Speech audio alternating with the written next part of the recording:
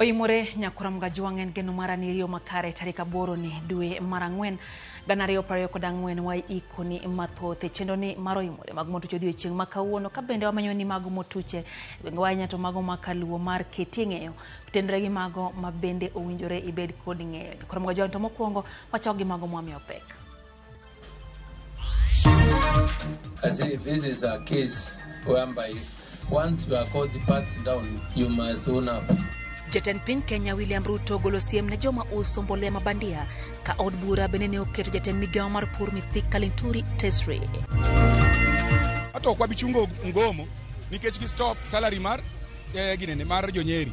Na hata kwa hii si ati hakuna pesa ziko. Jochiw thieth ma otisi ni clinical officers no bago ng'anyo kaseo sirikal kuom deko mar keto tim winjruok margi ka kaunti Manyien to bogo riembe tich lakteche 59 masani ong'anyo. Wan gi talanta lakini kuminyalo tang'e gigi minyalo chopo kuminyalo tang'e cha ionge go. Wadwara ni at least to security ne dibet through omiwa gimoro. Etielo mogik mar report wi kardak ma 1000 Street Oyugisi County ma Homa Bay wamedo winjo malingling ma jodak gi kweth mani alorano ni go kod kwayo mage.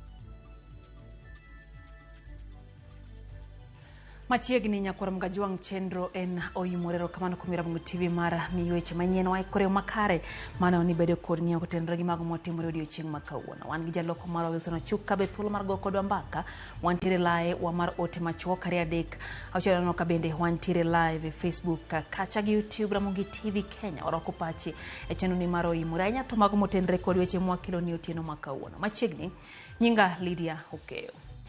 Jatend piny Kenya William Ruto golo chik ne jopur mayudo lal bang' nyiewo mbolea mabandia mi mbolea manyien.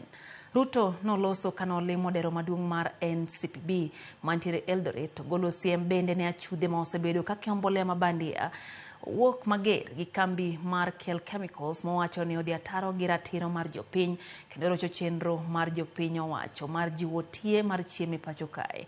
En piny owacho ni gidhi kawo okang' mager mar chik ne ji duto ma idhi yudi gi ketho mar uso mbolea makamano.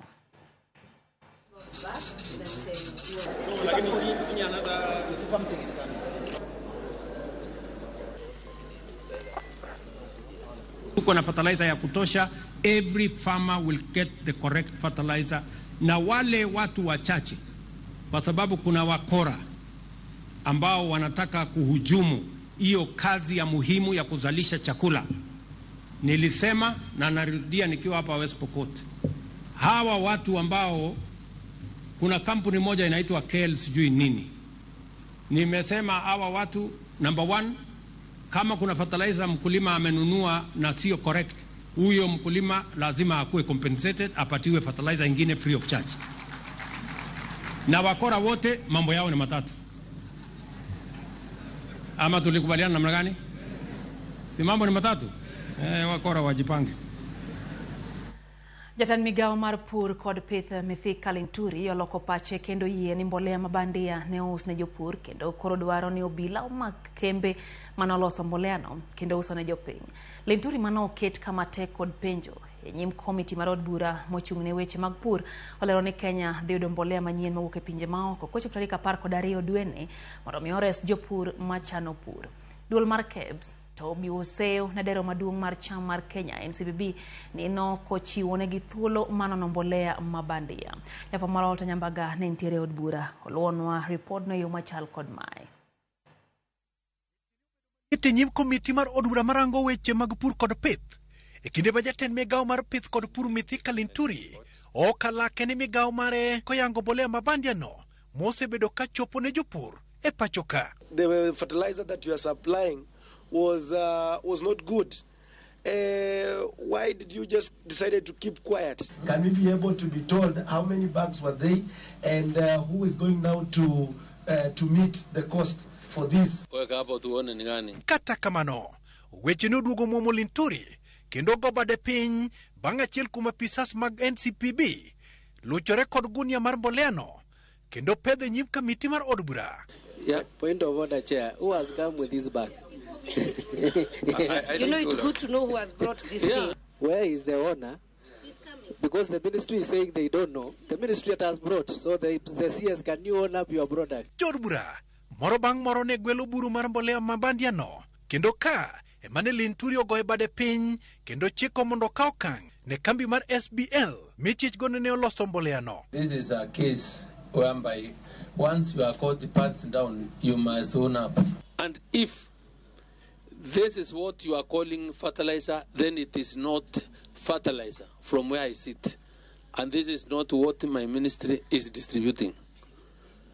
So we will treat the person who has come with this bag like any other criminal. This is the first time I'm getting an exhibit. Jakom komiti no Dr. John Mutunga ne okochiwo thuolo mar gamo yweyo duol mar NCPB kendo keto rindi maliet mondo yang kambolea mane nie nyim kamitino ne opodhi kod duol marango rang'iny mar mwandu pacho ka KEBS. Kata kamano, KEBS ne okoni NCPB ne okomiyo gi thuolo mar nono mboleano kendo ne ochiko gi mondo gidwar barua mar donje log tich makanyo. Would like to know the extent to which KEBS is thorough.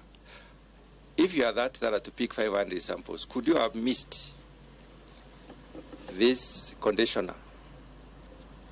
Or did you assume that the conditioner, because it's passing through NCPB, it's okay? To the best of our knowledge, based on the quality parameters of this country, the product we distributed, it met the necessary protocol in terms of the necessary approvals. You can even see it as a QR code. The organization confirmed that it is not necessarily ourselves necessarily of the full report. We don't have testing capabilities. The manufacturer maybe can say whether indeed the product meets the quality parameters. Magitimore ka Linturi to kone kamitino ne mbolea manyien dhi chope pacho ka tarik 12 jo manyien kowuok e pinje ma oko mar reso jopur machano bolo kodhielo. The report now I have is that it's coming between on the 12th and 13th, which is supposed to be next week. It's around next week. Turi bende yango ni Kenya dhi chako chenro mar loso mbolea mamagi owuon e county ma Kajiado. That we have already making ground. We've almost in another few days, 13 days max or 45, we'll be breaking down ground for the establishment of a fertilizer factory here in Kenya, in Kajiado. Walter Nyambaga, RamogiTV. Masira marapanya kuramga juang jia uchielo thoe masira marapaya Bangalore tuomore gi nyamburko matine kardak maduka moja ya pama Kericho kochomo Nakuru.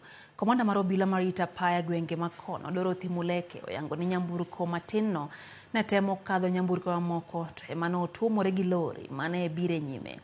Jia uchiel mane ni nyamburko no otho kanyo kachiel otere kar thieth kachunye gudo.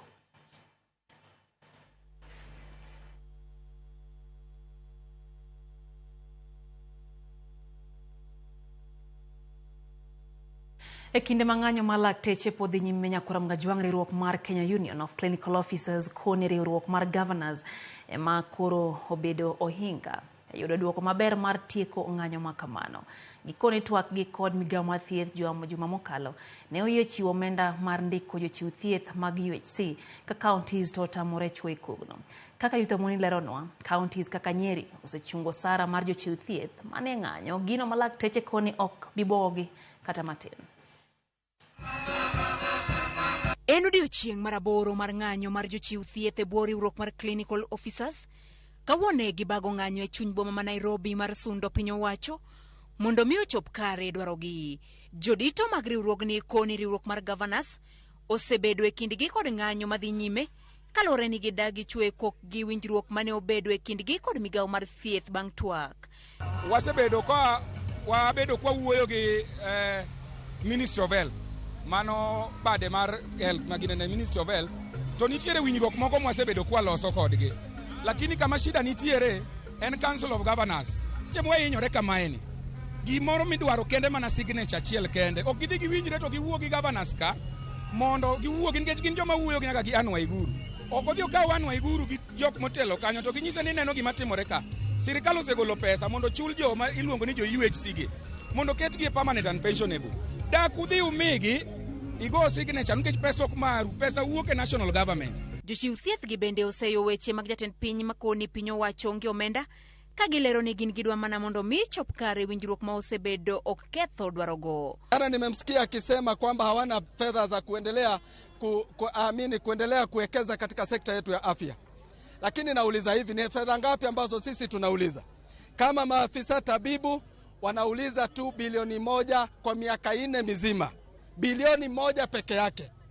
Bilioni 1 peke yake ambayo itahakikisha kwamba we have a stable health sector yenye itaendelea ku provide services kwa over 55 million people. Unatuambiaje ya kwamba sisi ikifikia ni sisi inakuwa ni kama sasa ndio hakuna pesa? Na hata kwa hii si ati hakuna pesa, pesa ziko. Treasury imetoa pesa.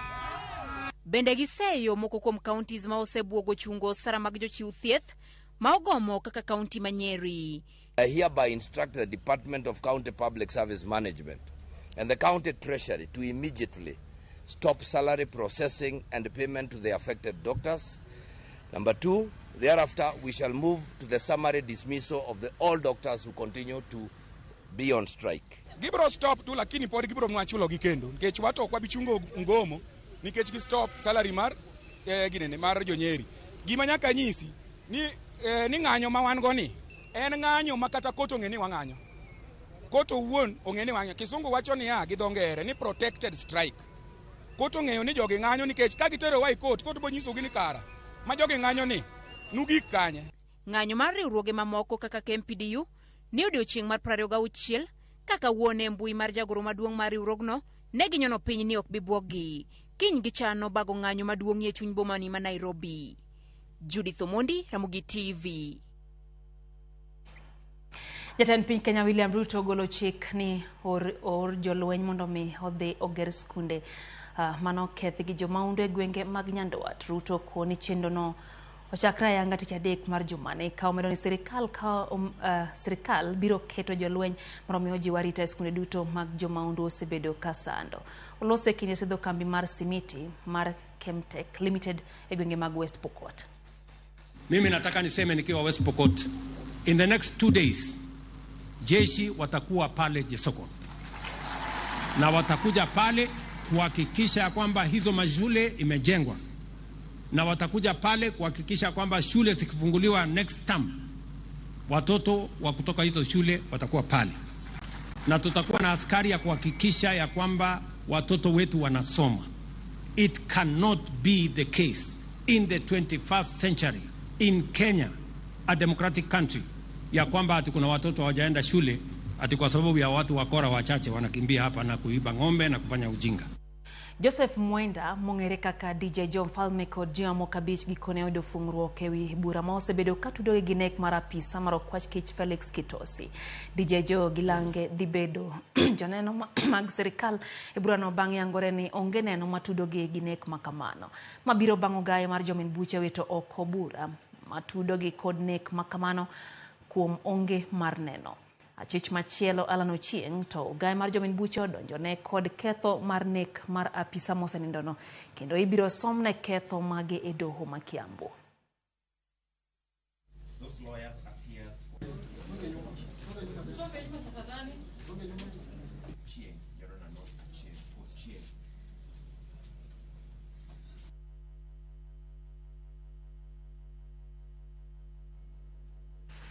Kambi mar All Media Services kawuono keto koke winjruok gi riwruok mar Kenya Climate Innovation Center KCIC mar jiwo chenro mag bero lwasi kendo kedo gi midhiero makelo kethruok mar kor lwasi. Director mar chenro mag weche manyien All Media Services Linus Kaikai opoyo winjruok makamano makoro dhi chwalo agenda mag rito lwasi kokalo sigana ma itime kuonde fwambo gi keyo mag All Media Services. Kaikai bende opoyo ber mar somo rieko kuom jolony korka chugo yore manyasani mag rito kor lwasi.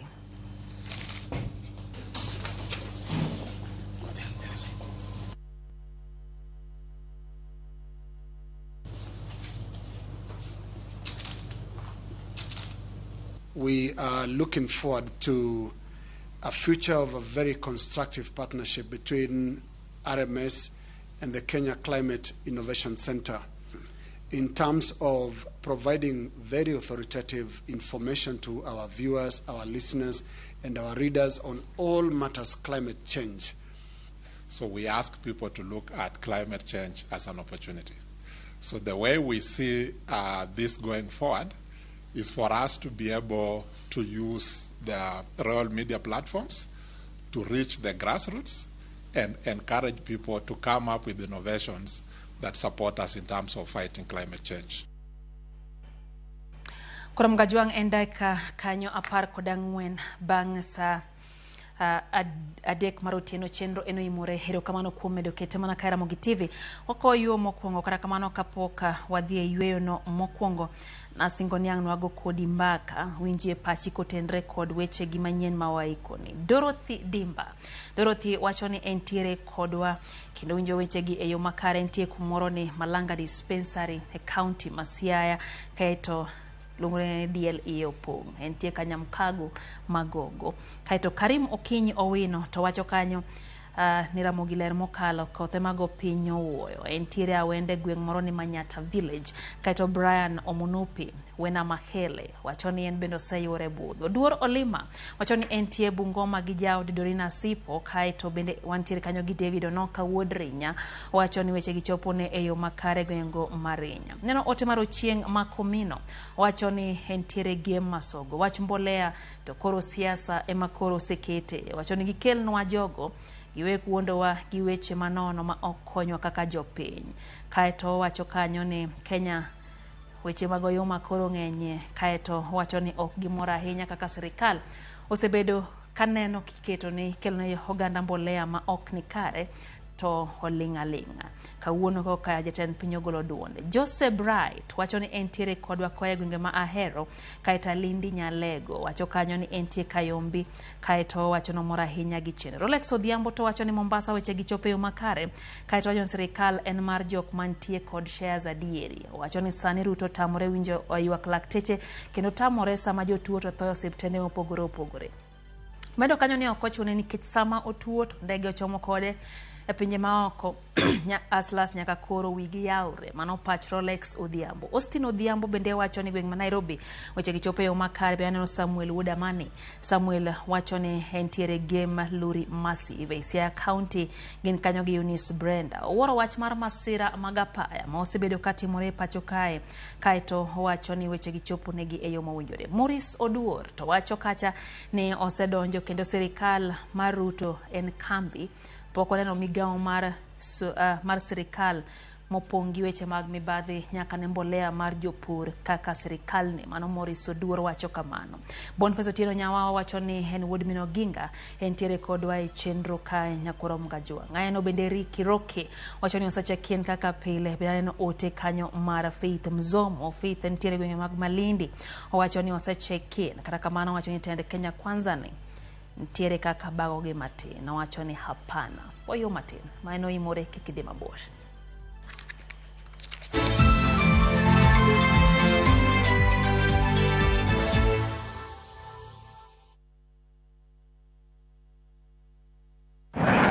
Moshe na 100,000 Kenyan shillings in daily cash prize na JetX on Shabiki.com. Janjaruka no Moshe leo. Ingia Shabiki.com, launch JetX with a minimum of 20 bob to skuma jet yako to the highest multiplier of the day tukujenge na 40,000 shillings kila siku. Number 2 anawai 15,000 shillings na the third highest multiplier anapata 10,000 shillings. Sijamalizana na wewe. Number 4 to 10 tunawajenga na 5,000 kila mtu. Usipite na hii chance. Kuwa rubani. Moshe na JetX on Shabiki.com and win big. Not for persons under the age of 18. Authorized and regulated by BCLB number 359. Sasa Sasa kwa thao moja tu unaweza pata third party cover for your private motor vehicle valid for 30 days. Say goodbye to expensive motor vehicle insurance. Pata bima kutoka Direct Line Assurance. Kujisajili bonyeza *487#. Weka namba plate ya gari yako, ID namba yako, email address yako na ulipe thao moja tu. And your digital cover will be sent to you instantly. Collect your sticker at your nearest Total service station. Dial *487# upate third party motor insurance valid for 30 days. Pap, ni thao tu.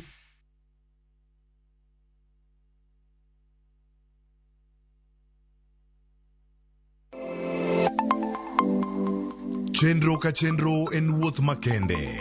Kama jopiny nyiso kit pok mopogore opogore. Fundi Weche, software developer. Gibedo gi lek mar timo duto mondo ginyis chia margi. Okoyot iterori kendi gi passion no ibro nyalo. Rom gi jogo moseloko pok margi obedo kaka yuto margi mapile ka pile. Ma olos ki rabolo be. Iye ka en raffia grass to ko ka en rabolo. Tudri kodwa ka wamenyo kit pokgi kendo wanyiso kaka ng'ato ka ng'ato nyalo loko pok omiye yuto. Talanda mare ng'ato ng'eyo pogore but mare ma Nyasaye omiyi nyaka itigo maber. Magi duto iyudo mana e chenro mar pok opogore. Kwanza duoko ni RamogiTV erokamano miyo aneno pogruok. Chieng' tich ang'wen ka tich ang'wen saa 2 okinyi mana e RamogiTV.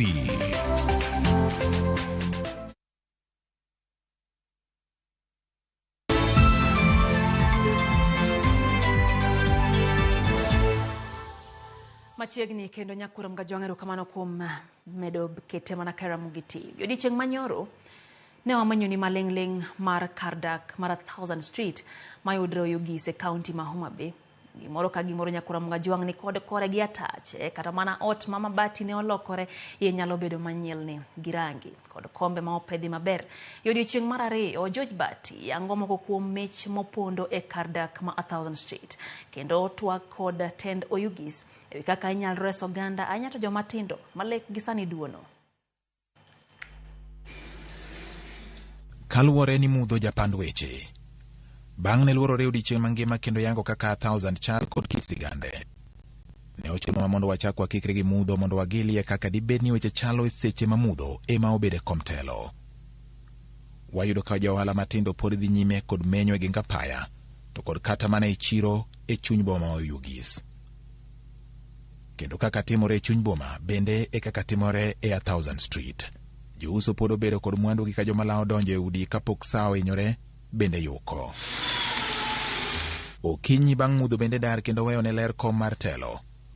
Wachak wakaw gige tich ka wadwa ng'eyo ni to kopogore kod weche maundu ma itudo godo 1000 gin ang'o gini moponde iye ma inyalo tigo e loko ngima jodak maka. 1000 talent onindo onge talent ma onge ya 1000 ka onge kata obedo mabatong kata baki. Jo 1000 ogin joma richo pasi ema ni nying no osebedo marach ni en 1000. Yudhe gi eki nigi talent mopogore opogore. Yudhe gi eki dwaro ng'ama sirgi to koro ng'ama sirgi ne maonge. Ka wayudo kweth mag rowere mani kod riyo mar lokruok ka oyuoro e kar del ka bende warome kod maneja mar Alensi ma Oyugis Sigara Gumba ka olalore kod jodak gi mondo yang kit pek magin go. Ok manorako mar ting'o kidi e bepe molos nyadala kende. Nyaka nyithindo ma jokarate bende wayudo ka. Gichwado pangruok mamoro wang'. Kendo lek margi en ni giyudi asir manyalo miyo nyinga 1000 lokre. Lit magin go en ni kaka 1000 ojwang' ka onge kata ng'at manyalo mako badgi. Jomario dendgi odich kod kokoto moru kod kuoyo kendo kete kubni rapim mopogore opogore. Jotelo mag riwruoge margi bende oyuoro.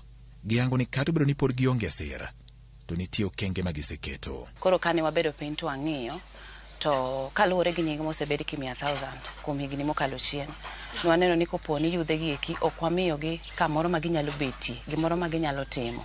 To kaka wanyalo konyo gi onge. Kaka jimwa mar 1000 kaendi, wa train under some ethics gi codes.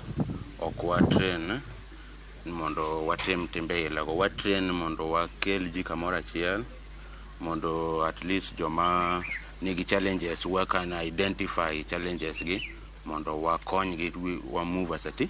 emna e gym ni mondo mi ayud vijana ma at least nyalo bedo gi interest mar bodybuilding mondo wayud platform mamalo mondo wayud kaka wanyalo yudo gimoro nikech vijana wan gi talanta but wan gi talanta ma idol oking'e talanta ni in ng'ato nitie mong'ang'a ni goyo gym en dhi chung' e dhot mar gate ni in bouncer nitiere goyo gym ni koro wadwa ni mondo mi wakete yo ma en koro inyalo chiemo kode through participation mar sports. Joma timora koka koni kwayo margi en mondo giyudie gige tugo manyasani kendo giyudie karo moro midendo ni hall mondo gol rowere e timbe mag tiyo kod yedhe makelo mer. 1000 en kama ong'ere ni madhe njaga, imadhe kong'o, timbe timore mopogore opogore. En idol place. Koro kwanyalo yudo community hall, community hall ni nyalo konyo, wanya kete kata rehabilitation moro, center moro, mondo mi okony yudhegi. Jok mabiro mahama 1000, mamia 1000 that bad title, they are outsiders of Ginja 1000.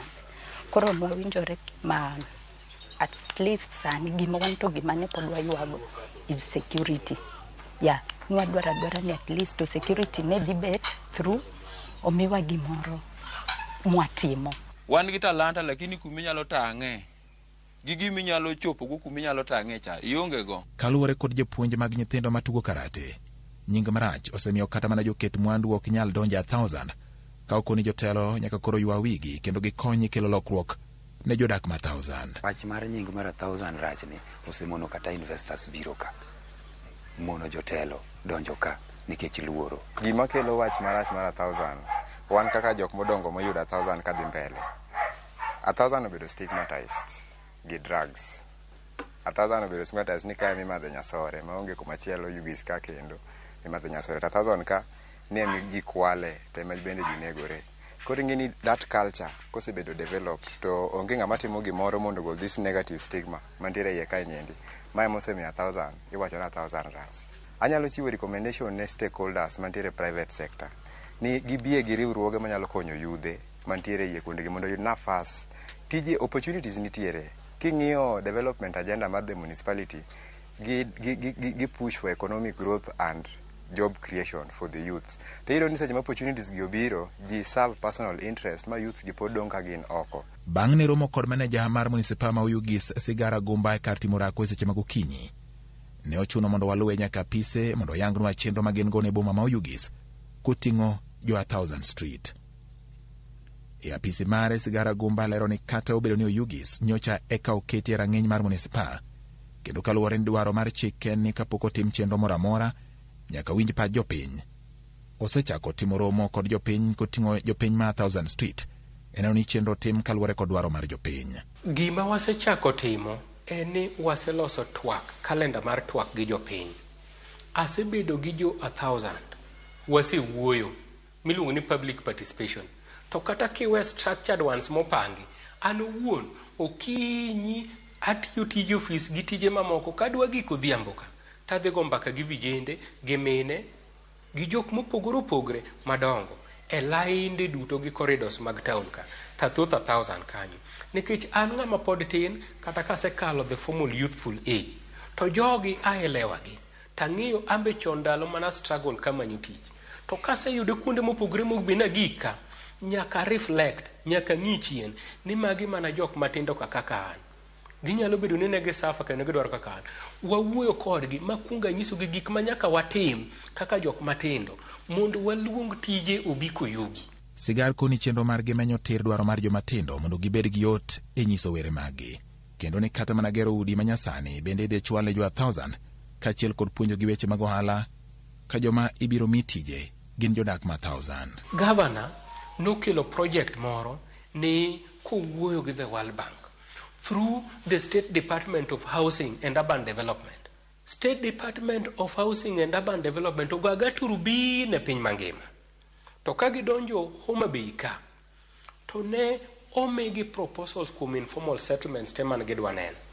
To ne gisettle kuom 1000 Street. Asto kendo nitiere component maro mar loso drainages. Ngini drainage ma 1000 wadwa loso gi magi ringo to gidhi piny. To later on kwaroso sewer plant bende gigi bro connect together kanyakla. Koro idwa gole highway ka ko connect gi mag chiro cha to gidonje Gamba stage. Ineno that Gamba road to drainages go bedo maler vijende ma 1000 gi ema dwa dhi pango gi nie tich mabiro ni. tidwa ketnegi high mass street lights moko madongo ka ma kuwuotho to liel kamoro amora. Magi dwa ket ma 1,000 dwa bedo kale. To jok madhi timo tijegi gin jowuotwa, minewa gi jodongo ma 1,000 street. Sigar lero ni mondo jodak ma Oyugis koting'o jo 1,000 biyud ber, nyaka koro giyaw wigi kendo gilosi riwruoge kaluwore ni sir ma ichiwo mayot ichiwo ne joma ni kod riwruok moyangi, kendo kwayo rowere mondo kik bed tingel ka gigeno ni sirikal biro miyogi sir ng'ato ka ng'ato. Wadwa empower ji socially. Tiende niya, wadwa keto environment maber ma ginyalo interact to gidak mayom e weche mag socials ma wawacho ka. Artist ka, muneno wuoyo ga 1,000 ka, gin gidwa bedo ka gitimo participatory theater engagement with the public. Tende ne gitimo awareness against drug and substance abuse, against gender-based violence, to against insecurity, to gidwa puonjo ji, to gin mana jok ma kanyo. Koro piny winjo, koro jo talents gi jo karate gi jo taekwondo oriwore kanyakla. Gidwa loko piny. Jogo man waparo ni nitiere gi timbe moko mamon, mok timbe mabeyo. Gimbi keto gi program no koro gini change agent. Kaka yorie weche mabiro ywayo joket mwandu, okoni jodak makanya ka koro makre kanyakla mar goro chiaye mawuotho ka dhano e chuny boma ma Oyugis mondo ler obedie boma no. In normal circumstances onge chik moyiene dhiang' mondo wuothe barabara kaka japiny ni embendo chung' mana kaka rombewa kaka diyewa Oyugis ka nyalo ng'iya tir makama ong'ima kaka dhano. Romb koyugi ng'icho nikech kata an gi ng'iya kamano. Romb koyugi ng'iya ni to iwuoyo kode to chalo gima ng'i ma bodwa mano nyier kodi chalo maka gima embende udwa no dialogue.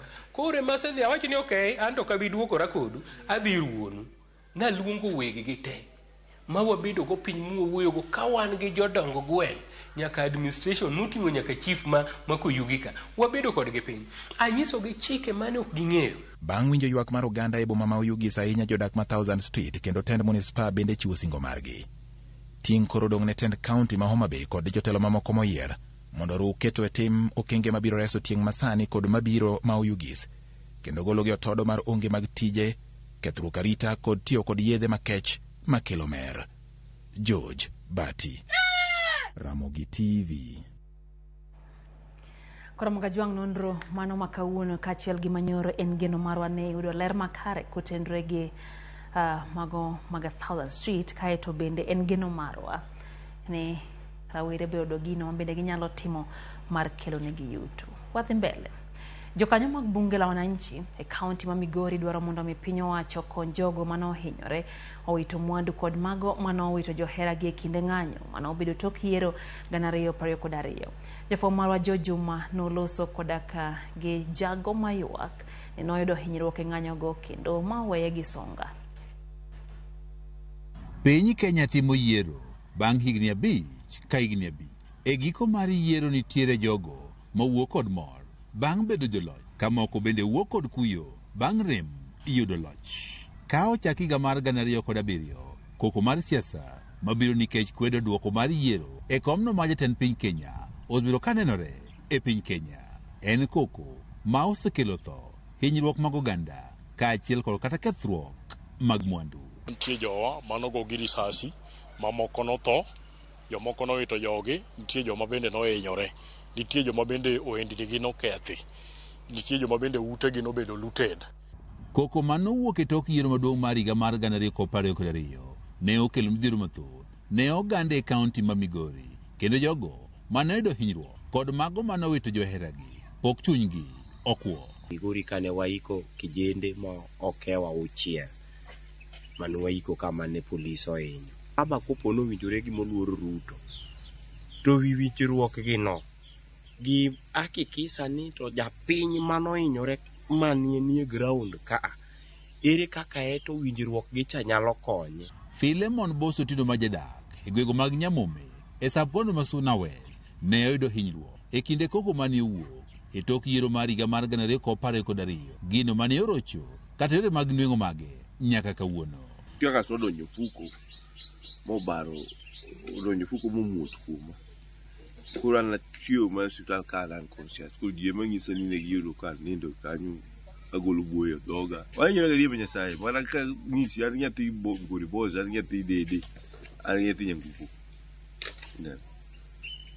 ma well wishers Joma dhi kwayo jo kanisa manyiso konya uya. Otieno ne timo ohala mar uso nguru. Kata kamano, tok yudo hinyruok kendo tiyo kod omenda mathoth e manyo thieth. Ohande ne ogore piny kendo sani otiyo mana tij manamba mondo kiyud nweng'o. Ino miyo rwaka CRB, alonge jo bank wanyamia pesa. Koro wan kaka jobunge wan gi ywak nikech wan ema watelo ni maandamanogi. Wadwaro ni mondo mi His Excellency ng'ama chalo kaka Raila Amolo Odinga gi joge ma jo Azimio kaachiel gi sirikal nikech magi jo Kenya mago kura. Gikawe ratich mar jo Kenya mondo gimigi.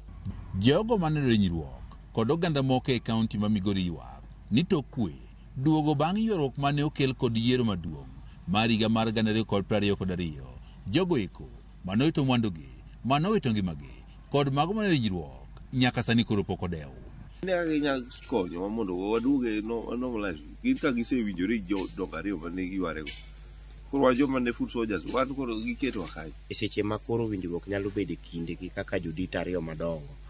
Gipare wan bende wajoma ne ni piny ka kaka johera ng'enywa nohinyore. Wakwayo sirikal gi joka Azimio mane watetianegi ni weuru chalo joma koro lokore ok odwa winjo wach mar joma nowinjre maandamano. Koko manowuok e tok yiero mar higa mar 2022 noweyo ka ji maromo 6 ne owito ngimagi e kaunti ma Migori kod ji mathoth bende oyudo hinyruok.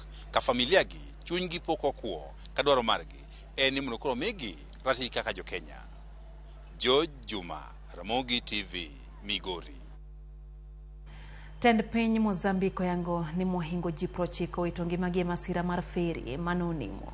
Feri no noyudo masira kano kalo nam gi jowuoth mane ringo wuok e boma ma Lunga kama tuo mar nyaldiema osaso. Wachore ni thothgi ne gin nyithindo. Kaluwore kod riwruok mar piny mangima mang'iyo chal mar ngima nyithindo matindo maidendo kaka UNICEF, muoch mar nyaldiema e boma ma Lunga ema ger moloyo ka ipimo gi higni 25 ma osekalo. Nyaka sani piny Mozambique osewito dhano maromo 13,700 kaluwore gi tuono. Apias mawuok e boma ma Nampula e pinyno noyango ni ji 5 noresi ka bende wachore ni ma ok tin dhano 130 noriko ntiere ei ferino. Kaluwore gi od fwambo lesen mar tich.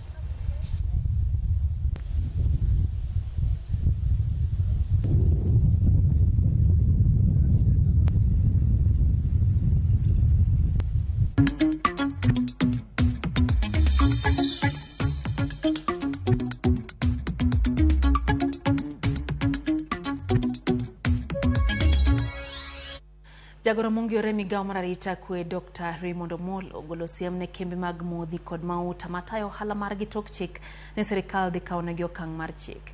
E kinde romo mano kelo kanyakla duol mar IPRA, johala mag modhi, duol mar KRA kod mag jokanyo mamoko. Dr. Raymond Molo koni nitiere kembe matayo ohala go kata bang' rem yudo lesen mopuodhi kod sirikal. Direkta mar modhi kod gas Edward Kinywa koni gibiro makore kod okwach kich kod bede sirikal mamoko mondo mi luok sekta mar modhi kod mauta mopong' kod mibadhi mamiyo bech mwandugo idho kinde ka kinde. So far, we have re-evaluated 54 LPG sites out of the 138 we have licensed. These 54 sites were previously audited and found to be high risk or risky. We have a scoring criteria. So these are sites whose HSE score was below 60%. The reopening of these sites is conditional. They must implement the corrective action plans they have been given until they reach the 60% mark, and we'll continue monitoring to ensure that these sites are fully compliant.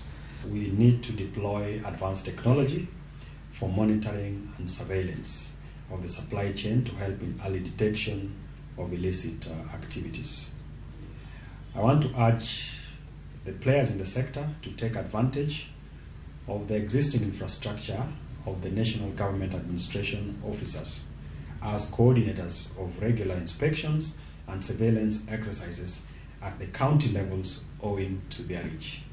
So the ministry has a presence up to the lowest level.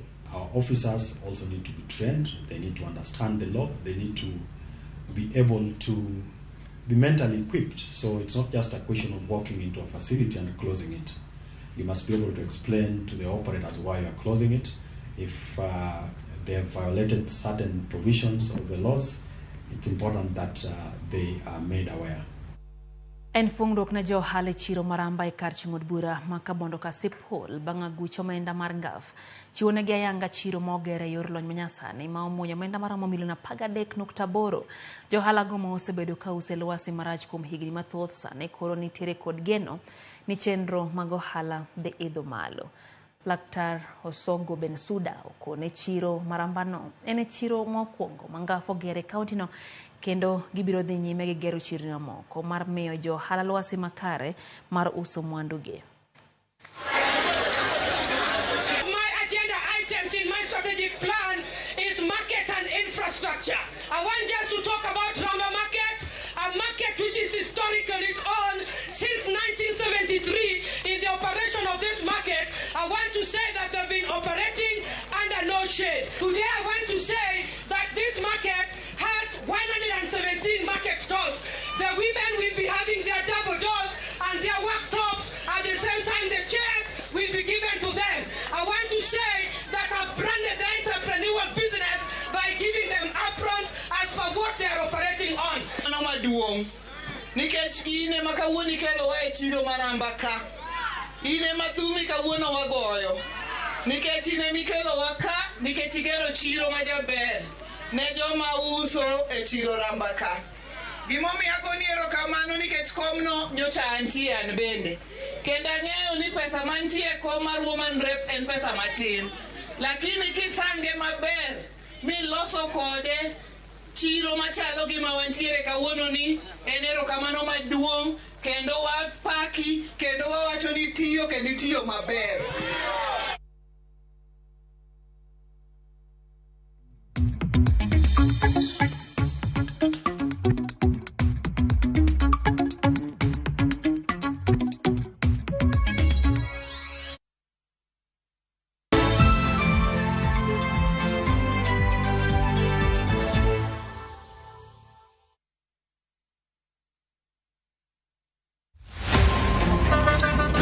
Tuanze kulipa kadi sasa, na kadi ni cashless. Umesema tunaweka pale? Na kwa ile namba. Mimi niko na cash. Nisaidie hiyo do na namba yako ya simu. Nakusoti. Kain jawuoth mar matatu e safar machiegni kata mabor. Non kendo yang ni chulo fare mari kokalo e yor mbui. Non ane ka yudo receipt mari e simbi. Kama sira ujuki kendo idwaro ni ochuli gi kambi mar okumba. Receipt mari kata digital receipt eneno mari ma ibiro golo. Ka in wuon matatu dwarore kokalo kuom okumba mari mondo ibed gi yore mag chudo kokalo e lony manyasani. Mondo matatu mari oyud okumba. Mambo ni digital. Tudri gi jal ma uso okumba mondo ing'e mathoth.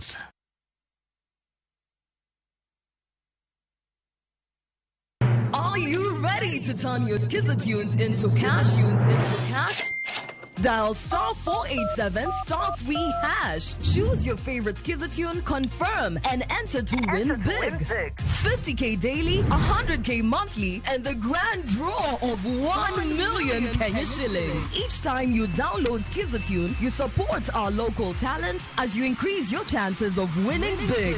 All SMS alerts are from Skizza Citizen, and lucky winners will be contacted from 0709 767 000. Skizza-tune, Skizza Chapa. Terms and conditions apply. Nyakwa Ramogi ne gin ji ma humbgi ne lach kane giloso oganda ne chiko itgi bende kama ne gikalie weche ne dong' matho. Nuna nigo kot kamoro kachacha nogoy asa madwa wacho wache to go kot to jibiro tek. Noero sort out dispute. Kata kamano oganda osepenjo ni gin kanye to gitimo ang'o to mosenindo anyuola gi paro gi nade. Higni mosekalo ne gin jok ma ideo to kata mana sigand gi bende ne wuoro. Gisani awuok oko mar manyo gi kata mana anyuola margi mondo wami mathoth kama gintiere to kod gino magitimo. Riuri kod Walter Nyambaga ka okelo ni chenro mar gin kanye tich ang'wen saa 3 otieno. Kik bai.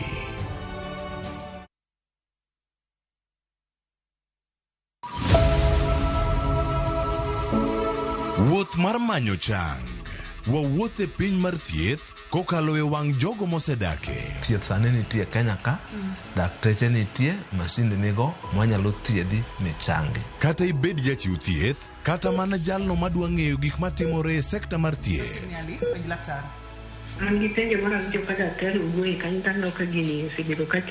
Wakolo pach jolony ka wayudo sigana tok kode marochere. Waweuru keto reputation mbele ne ngima mar ng'ato. Ng'eyo matut e weche mag thieth chako gi goyo mbaka. Advice jowa ni neuru penj laktar mondo ing'e kuma inyalo konyorie kapok iyumba. Penj laktar. Wuok tich nyaka tich abich, saa 12 odhiambo. Mana e Ramogi TV.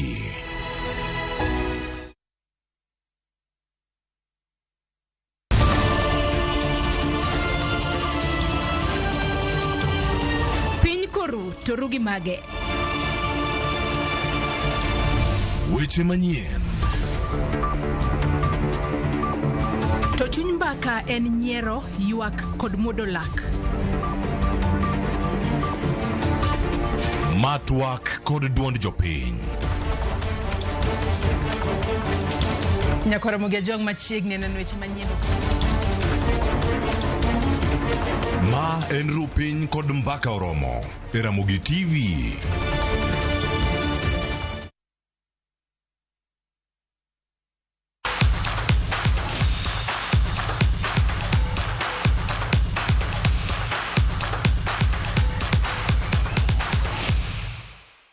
Machiegni kendo nyakora mga ng'eyo mago mag tuke. Halap ma Machakos Boys biro bago tuke mag skunde sekondar tam mokwongo kochakre kiny nyaka chieng' ngeso. James Opondo ntiere kaunti ya Machakos kendo nomiyo wa report kaka timbe ikore ne tuke makamago. Timbe osemolo e kaunti ma Machakos kama tuke mag sikunde sekondar biro dhi nyime kuom ndalo 5 mabiro. Tuke mag handball, goyabal, rugby, hockey, tuke mag okapu kendo tuke mamoko ibiro bagi e lab ma sikund sekondar ma Machakos Boys. Tuke mag rugby jotugo 15 koni gi koni kidiny mar nyiri biro bagi thuolo mokwongo ka gwenge ma Nyanza biro keto wang'i kuom sikund nyiri ma Kisumu Girls. Kisumu Girls biro rakore gi tim sikund nyiri ma Kavindini kapok gitugo gi Madira Girls. Before na coach gachuo koro kabiro Kisumu Girls koro nyaka coach nyiri. Taneno ka within very short time ban ndalo matin ahinya to nyiro seng'e kendo ka gituga to maber kendo wala teams ya wan ma represent Nyanza. Picha mokwongo adhi rado gi the host mano Eastern, ang'eyo na dhi loyo. Aito picha mar ariyo adhi rado gi Western nitie rugby but nyiri oikore maber. Adhi chakaloyo aito picha mar adek adhi gocho gi jo Rift Valley, St Joseph Kitale be nyaka lala mondo win ayombe pool no. Aito koro miya semi-finals mayot. E kidieny mar jotugo ma yowuowi tim mar Mangu High nigi geno mar timo maber kipimo gi higni mokalo. Tim mar Kisii High biro ting'o gwenge ma Nyanza tuke mag rugby. We are going to tackle each game at a time, and that is ensuring that now after winning each and every match we at least emerge as position 1 in our pool, after which we shall meet with position 2 from the other side and ensure we make it to the finals. East Africa mwangiyo nyiri ong'e maber ni Kisumu Girls National School koro kae makom piem gi chakore. Joloch tuke mag hockey pinje Afrika ma ugwe Nyamira Girls bende oramo ni gibiro kawo loch kendo yuoro piny mar Uganda e tuke mag pinje Afrika ma ugwe. Tuke mag Nationals tam mokwongo mag sikunde sekondar biro chakore ayanga odiechieng' makiny e sikunde sekondar ma Machakos Boys ka timbe osebedo kod ikruok ka joloch biro ting'o nying Kenya e tuke mag pinje Afrika mibiro bage piny mar Uganda. James Opondo, Ramogi TV, Machakos Boys, Machakos County. Team sekondar Maringa Boys kaachiel gi team mar Kobala Girls nobedo joloch e tuke mag riwruoge pinje Europe mano bagi lap ma Raila Odinga Stadium me county ma Homa Bay. Team mar Maringa Boys nolo team mar Oriwo Boys gonde 2-1 e finals kae kidieny mar nyiri.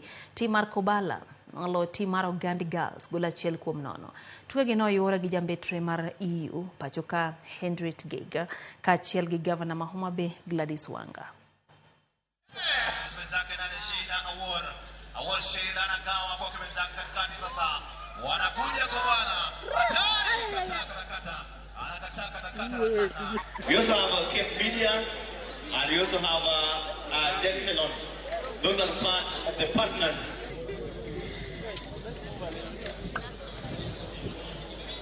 The German development program, GIZ, has a dedicated sports football football project here.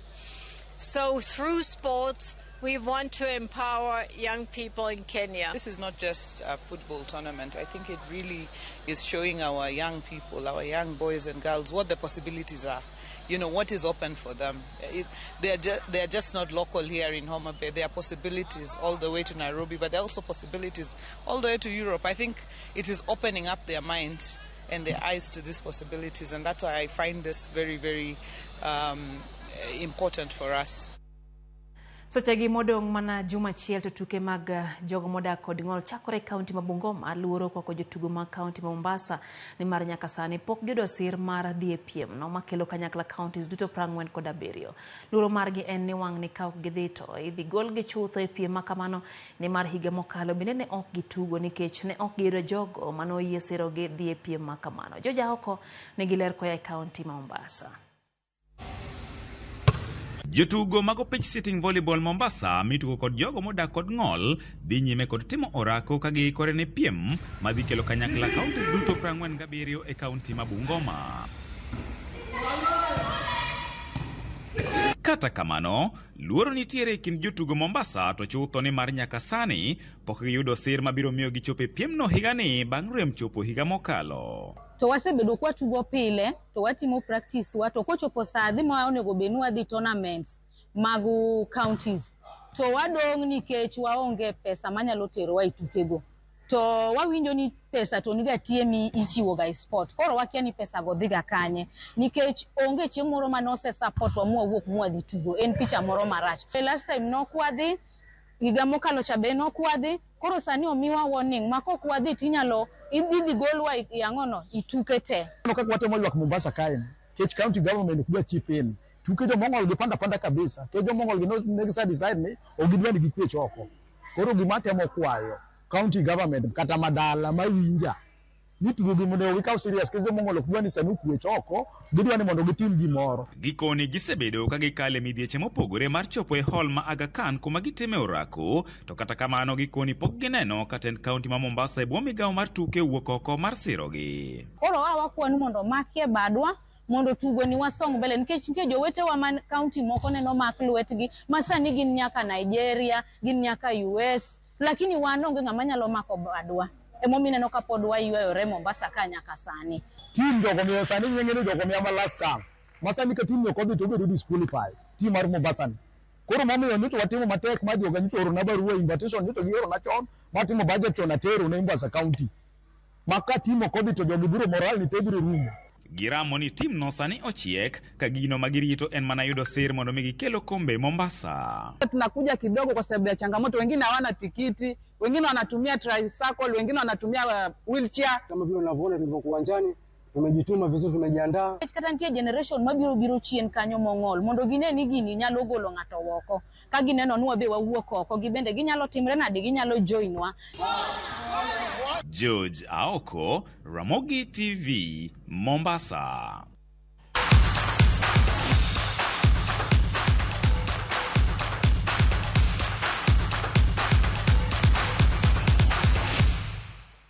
Gikanye mwateke chendo maro imore nyakoro mgajuang haneno ka Benta Charles wachone osebedo kodwa nyake giko kaeto Simon Ongue to wachone owuoro kamarombo nyiero gi dhano e 1000 Street Oyugis kar wachone ero kamono RamogiTV kuom manyo weche mawuok e gwenge wa kuonde opogore kendo ogeno ni lokruok biro yudore. Elisha Kayando wachone en bende wach mar 1000 Street omako dhoge mano kanyo jadolo kwa gwengego ma Homa Bay. Samuel Welo Yugiane ni kachi wachone kawuono ujuko wa kar romb jokoyugi kanyo wachone kuna ka okuli fulani koro hoyi adieri ni ntiere adier moro e wach mar romb jokoyugi. Nyargi Kevo ni kacha kaito Wilson Chuka wachone entie kodwa ka entie kopere. Samuel Yugi to wacho kacha ni kaka pira jogi temo wacho ne wadog komo gi manyiwa machon wachone Kebs korogo wapiny kato sirikal onjobed ni rido wechego maga tiyo koda paya mondo miyo duoke piny kwan maga masiche maga paya mosebedo kasiko neno e pacho kae kinde ka kinde. Heli kata Masi wachoni entie kodwa e chenro kaito neno bende Baby Clara wachoni owuok god jope ntie waegi mone Pamela Jones bende ntiere kodwa e chenro wacho no kaumos. Akwanja lamo wuodo yomo wacho ni kama kawa entie kadem tulo. Jok jako kuro wacho ni RamogiTV lera wendo sub-county e Migori County. Brano Koth kawuok Masinde Muliro wacho ni entiere kodwa. Rich Chiroki wacho ni babagi Jacob Mboya Rua kantiere Yugis kachiel nyithindgi duto okawo mose chenro ni maro imore. Liz bende wacho ni mamagi iluongo ni Obeth kantie Ahero. Kibali Georges the producer wacho ni Kano Kabar wechegilere yo mukalo kaitano Jeno Tiwa kantie Gwasi. Faith Onyango wacho ni entie mbareny mar Moi University wacho ni koyo emang'ich kata kamano kete mane RamogiTV otieno makauono. Heli Jeli aneni kacha in bende eno ote mar Otis Nyakwar Nyawadi wacho ni entie sindo mwalo kendo mora ahinya gi chenro mar oimore. Steve Ndege wacho kancho ni Migori town weche gichopo ne makare. John William to wacho ni weche gichopo ne edala mar Alego Agulu gin kanyo gi familia mar jaduong' Ogol DC.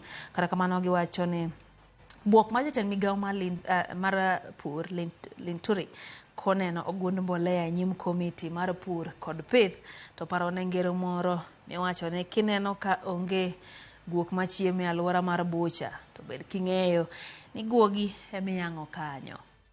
En Jonte wuod Nyawos nyara Alego Agulu. Haya, Morris Oduor wacho kanyo ni entiere kodwa sirikal mar Ruto en kambi kendo wacho ni mao gik mane bende koro mako dhogi ahinya kaka oganda jo Kenya.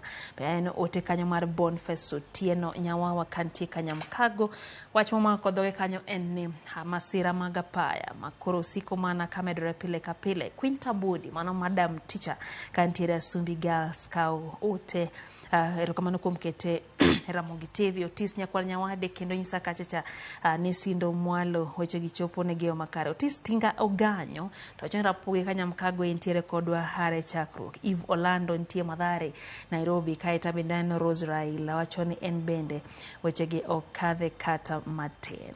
Neno bende ote mano morgi Ochieng' Makomino. Ochieng' wacho ni wach mbolea to koro siasa emasani odonje pacho kae kendo koro jotelo nyaka koro duok penjo mowinjore. Rashid KE aneni kacha in bende iwacho ni mora ahinya gi chenro ni.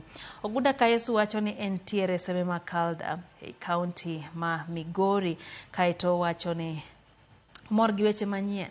Wacho ni koro en informed ene county moteso ni piny mar Pindra. Quinta Diambo Okoth Queen kantie Karabangi North kaito bende ote mar Engineer Lazaro Kanyambok. Engineer wacho kayo ni sirikal nyaka ng'i maber ni sani Russia ntiere kod lweny gi pinje maya Western Nations. Koro wacho ni kopo ni gitiyo kod weche dangerous chemicals to wacho ni weche go dhi bedo makare. No ka engineer odhom kanyo gi kizungu madongo dongo kachako loko to ang' mabedi kanyaku kinyi. Frederick Barra kaneni kacha in bende wacho ni Nyasaye mad pare piny Kenya weche mag ajali pile ka pile ging'ewa bende buogo oganda jo Kenya kendo koro weche mag apaya kod chike winjo bed ni rido e yo makare. No bende ka Samuel Udamani to wacho ni entiere kodwa koya gwengo mag Siaya. Nyakora Mgajwang nikech sai na moda lore gi kanyo e lo tim maduong'. Reporters za dute counties mabende onaoni weche gi chopo ne yo makare. Newsroom kajo telo kanyo kelmo kachiel gi studio ka wasebedo gi Lisi Simani gi Lange. Wagoni ero kamano. Jaloko maro osebedo Wilson Ochuka bedo gutieno makare. Nyinga Lydia Okeyo. Horiti masane.